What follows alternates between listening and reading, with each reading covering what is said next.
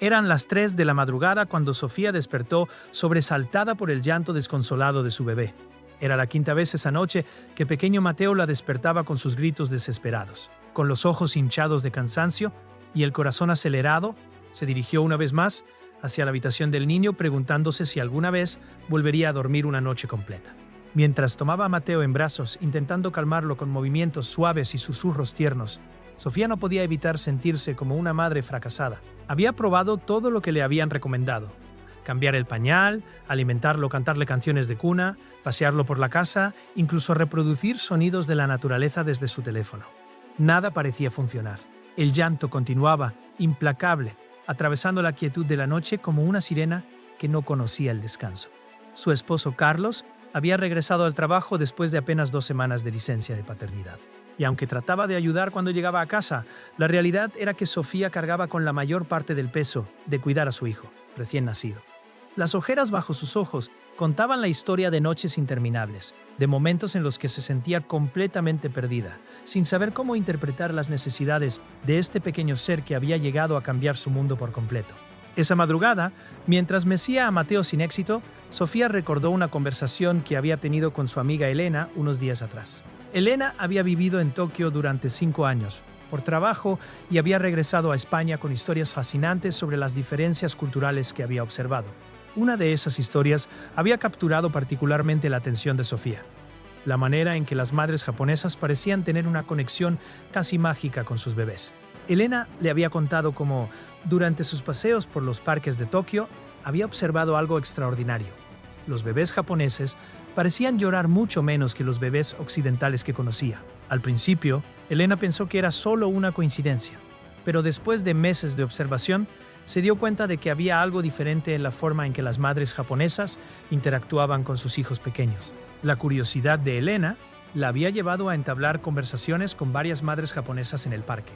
A pesar de la barrera del idioma, logró comunicarse lo suficiente para entender que existía toda una filosofía de crianza que se transmitía de generación en generación.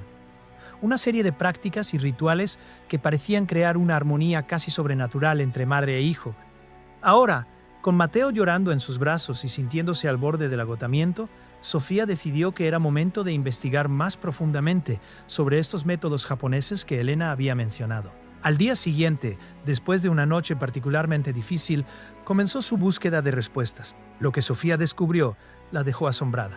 La crianza japonesa no se basaba en técnicas modernas o teorías psicológicas contemporáneas, sino en una sabiduría ancestral que había sido perfeccionada durante siglos. Esta filosofía se centraba en algo que los japoneses llamaban la comunicación silenciosa entre madre e hijo, un concepto que iba mucho más allá de simplemente responder al llanto de un bebé. La primera revelación que encontró Sofía fue el concepto de anticipación emocional.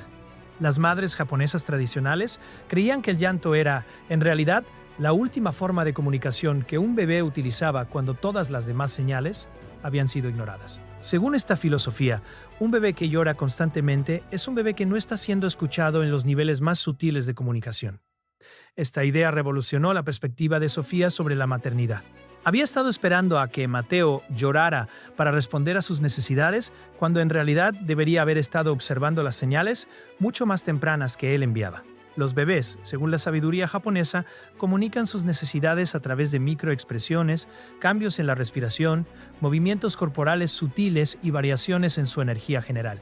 Sofía aprendió sobre el ritual matutino japonés llamado la observación silenciosa.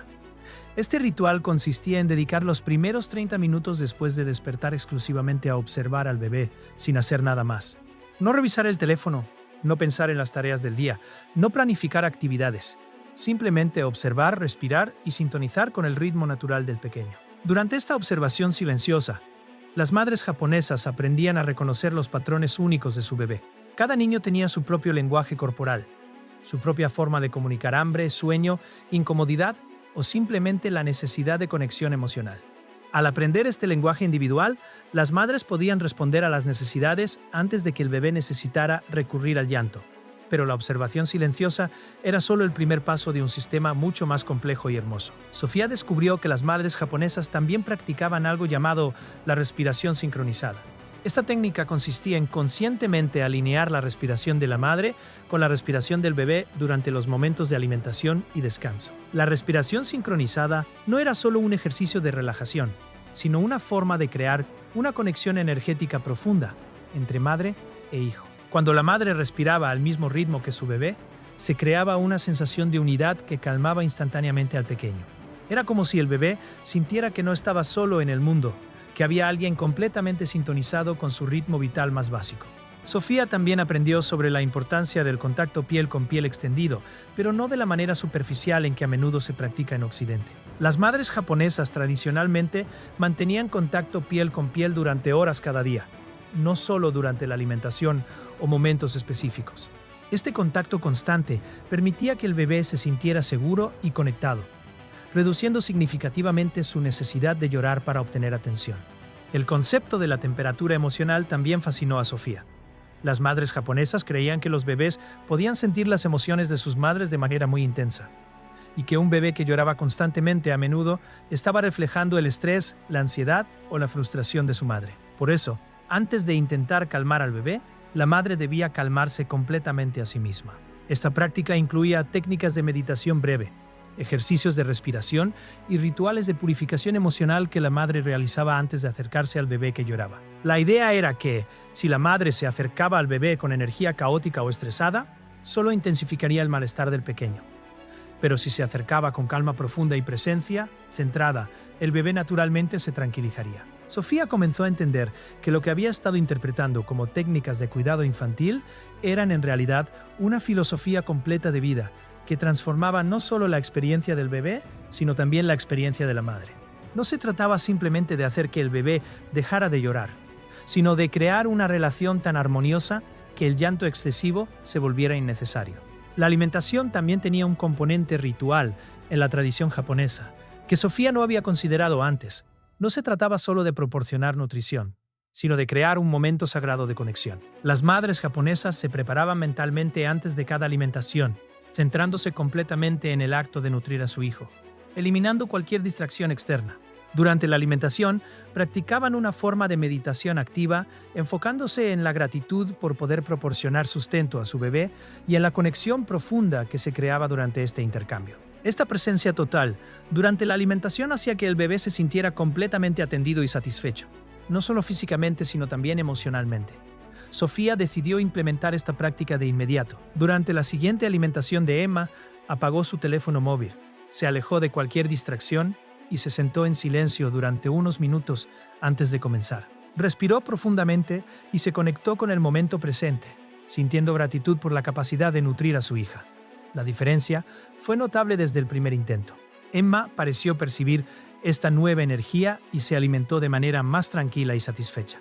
No hubo el llanto posterior habitual y la bebé incluso mantuvo contacto visual con su madre durante más tiempo, creando una conexión que Sofía no había experimentado antes. El tercer elemento que Yuki compartió con Sofía se relacionaba con el concepto japonés de Ma, que se refiere al espacio sagrado entre las cosas, el silencio significativo que existe entre sonidos. En el cuidado infantil, esto se traducía en respetar los momentos de silencio del bebé, no llenando constantemente el ambiente con ruido o estimulación excesiva.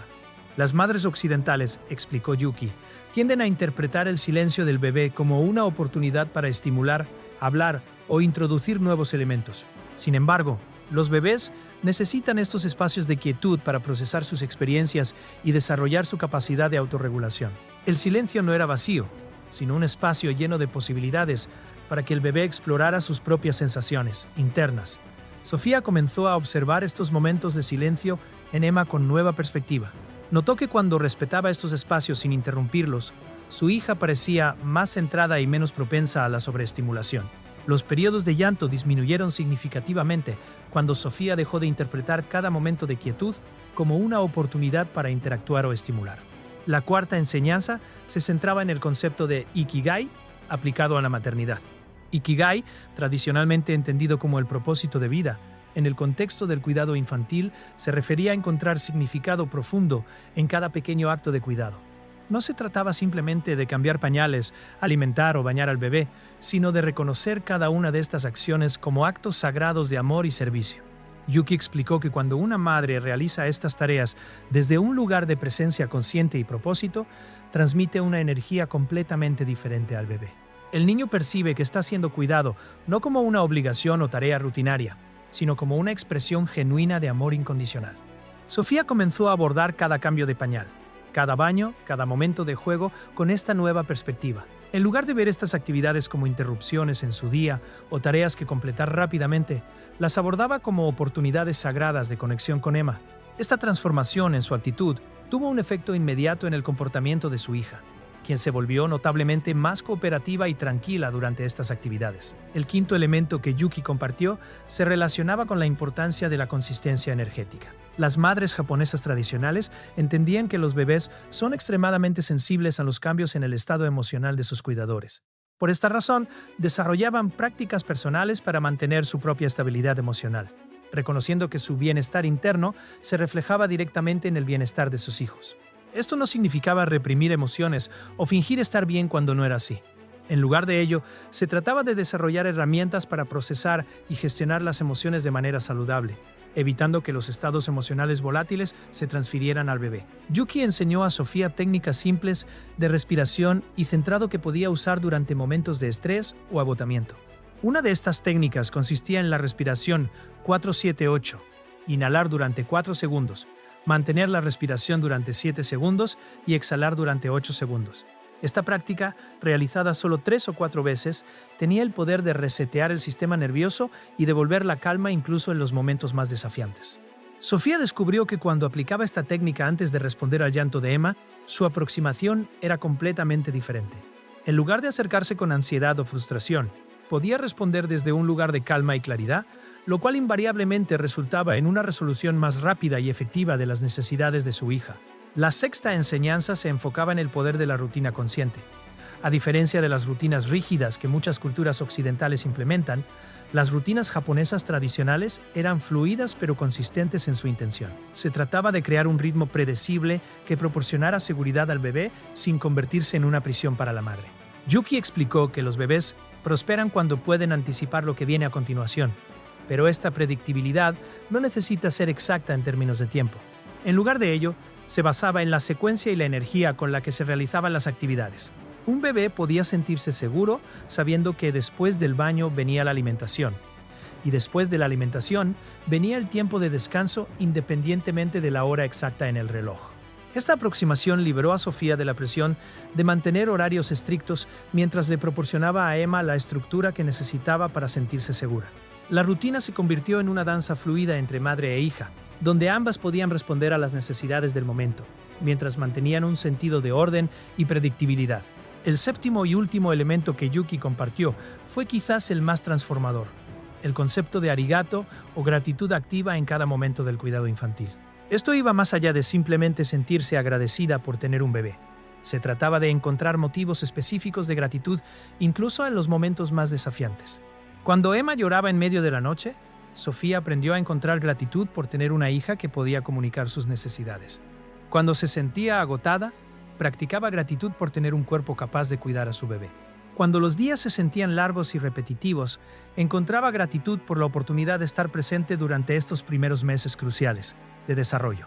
Esta práctica de gratitud activa transformó completamente la experiencia de maternidad de Sofía. Los mismos desafíos que antes la abrumaban comenzaron a sentirse como oportunidades de crecimiento y conexión. Emma, percibiendo este cambio en la energía de su madre, respondió volviéndose una bebé notablemente más tranquila y contenida. Después de 3 meses, implementando estas enseñanzas japonesas, la vida de Sofía había cambiado de manera radical. Emma rara vez lloraba sin razón aparente. Dormía mejor, se alimentaba con más facilidad y parecía genuinamente más feliz y satisfecha. Pero más importante aún, Sofía había descubierto una forma de maternidad que nutría tanto a su hija como a sí misma.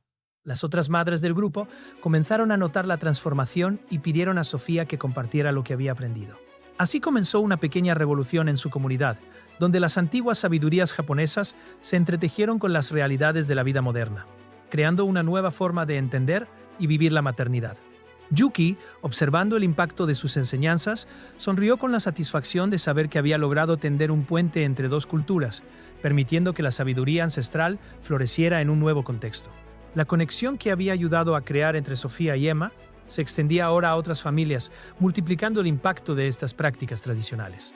La historia de Sofía y Emma se convirtió en testimonio del poder transformador, que surge cuando honramos la sabiduría ancestral y la aplicamos con intención consciente a los desafíos modernos. En un mundo que a menudo privilegia las soluciones rápidas y los enfoques técnicos, estas enseñanzas japonesas demostraron que las respuestas más profundas y duraderas a menudo se encuentran en la simplicidad, la presencia y la conexión auténtica entre los seres humanos.